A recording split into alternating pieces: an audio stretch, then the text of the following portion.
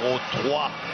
Voici la reine de Rome qui rentre dans le stade. Federica Pellegrini, championne olympique, championne du monde, championne d'Europe, record woman du monde, entraînée par Philippe Lucas.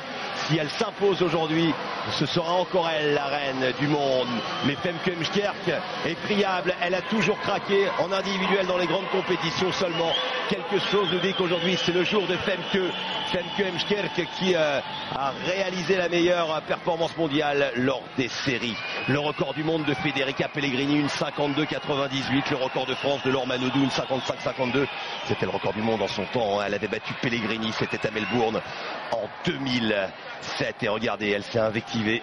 Ça, Philippe Lucas est passé par là avec Romain Barnier qui lui, en compagnie de James Gibson, l'autre entraîneur de Marseille, a briefé Femke Heemskerk et Camille Muffat face à son destin qui monte sur le plot, la troisième en partant de la droite de votre écran.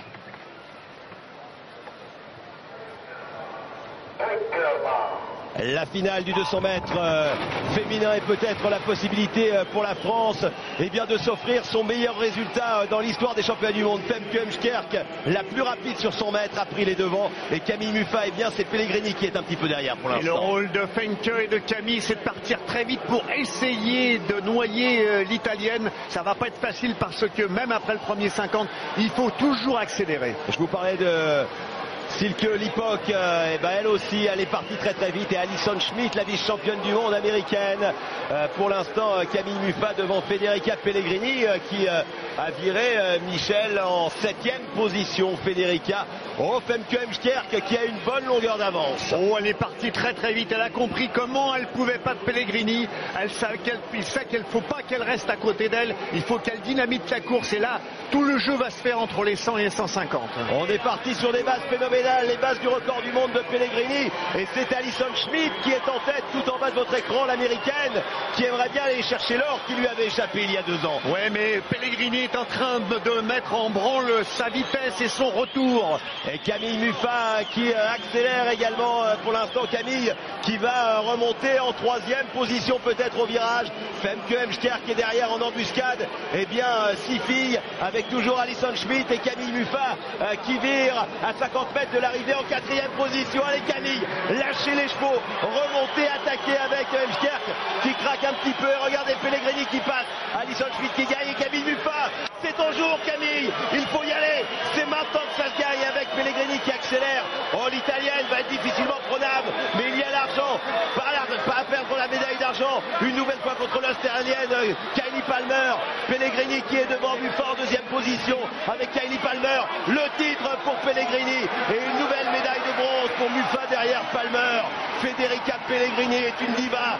Elle a perdu son entraîneur Alberto Castagnetti quelques semaines seulement après Rome. Elle pensait arrêter la natation. Elle a trouvé un nouveau mentor et ce mentor s'appelle Philippe Lucas. C'est la reine de la natation. Mais derrière, Camille Muffat offre une 5e médaille à la France. La France réussit son meilleur résultat et Camille Muffat monte une nouvelle fois sur le podium. Ah oui, Pellegrini ne s'est pas laissé avoir par le départ très très rapide de la Hollandaise. Elle a fait très attention de rester dans le rythme après les premiers 50, de ne pas être trop éloignée. Et elle a réussi ce qu'elle devait réussir, c'est-à-dire un retour parfait. Et Femke Heemskerk, qui est la reine des demi-finales, craque une nouvelle fois, 7e. Elle est partie sur les bases du record du monde, à mi-parcours, un centième par rapport au temps de Pellegrini. Et regardez là, Federica Pellegrini. On vous repassera peut-être un sujet sur elle que l'on avait tourné pour Stade 2. La voilà la diva. Quelque chose me dit qu'elle sera une nouvelle fois la nageuse de l'année. Et puis la reine en Italie, Pellegrini, une 55-58 qui a sorti la bonne course au bon moment. Kylie Palmer qui détenait la meilleure performance mondiale de l'année en arrivant ici est 2e et Camille Muffat est une nouvelle fois sur le podium. On va pas bouder notre plaisir parce que franchement ça fait quand même 2 médailles de bronze pour Camille qui est avec notre dossiste champion du monde Jérémy Stravius, doublement médaillé dans ces championnats du monde. Ah oui, elle a fait une belle course. Peut-être n'a-t-elle pas osé rester au contact quand l'Italie